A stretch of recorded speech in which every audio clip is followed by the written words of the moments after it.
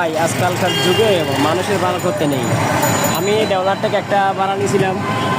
এটা হচ্ছে এই যে মুরাদপুরে 100 টাকা দিয়ে, এমনি 120 টাকা কমে, এমনি 100 টাকা দিয়ে নিয়েছিলাম আসা যাওয়ার জন্য। কিন্তু এখানে মানে টাইগার বাসের দিকে জাম ছিল বেশি, যার কারণে টাইগার বাসে প্রায় 15 মিনিট দাঁড়িয়ে থাকতে হয়েছে।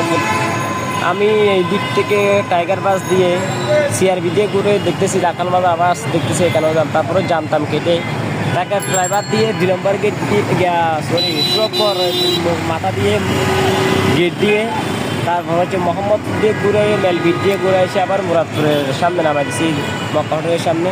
কিন্তু উনি আমাকে 10টা বা 20টা টাকা ভাড়া দেন, অথচ চাইলেও ওনার থেকে 130 থেকে 40 টাকা ভাড়া দেওয়ার দরকার।